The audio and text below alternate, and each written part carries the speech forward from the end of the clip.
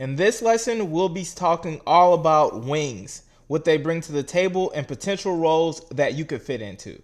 First, you have your scoring wings. You have guys like Jason Tatum, Kevin Durant, Anthony Edwards. So many great wings around the league. Then you have your 3-and-D wings. These are guys like Klay Thompson.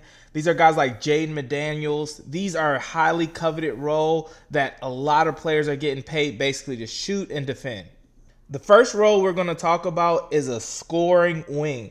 These guys are electric. These are big scoring wings that dominate in isolation situations. A lot of times they have the ability to shoot the ball at a high level and also score. Now you have a Jason Tatum, for example, who is a great shooter, scorer from that position, who is now developing layers so he can also attack the basket and score as well. When you become an elite scorer at any high level, you're able to score efficiently and you're able to know your primary strength and then play off of it. That's something that Jason Tatum is really, really good at. This play is a great example of how to use your strength properly. He's obviously a great shooter. He gives his guy a pump fake, which then allows him to blow by his opponent and get an easy dunk.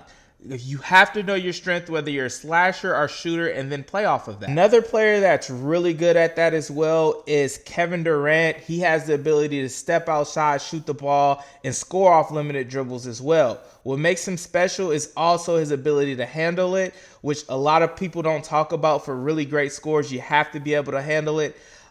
Kevin Durant uses his shooting ability here. Thaddeus Young has to guard him close because he is known for that hezzy pull-up. In that time, he just kind of hezzies and pulls up, uses a hesitation move there. Anthony plays off of his drive a lot more, which then opens up shooting opportunities. Also a pretty good three-point shooter as well, but very efficient in 1 to 3 dribbles. 3-and-D wing is something I need all you hoopers that are wings to really work on. They don't get all the flash and shine, but they are making a lot of money. One of the best 3-and-D players of all time is Klay Thompson. The way that he could guard positions 1 through 4, especially in his prime, is well documented.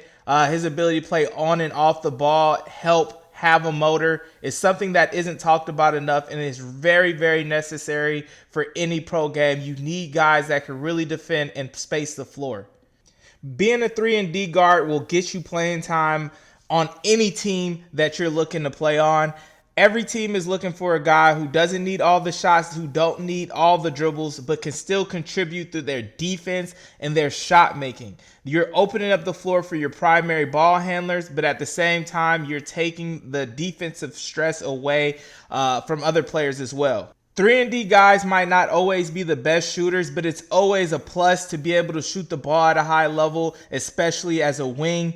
This, like I said, opens up the game for other players, but also allows you to contribute to the game without you having to take a lot of different dribbles.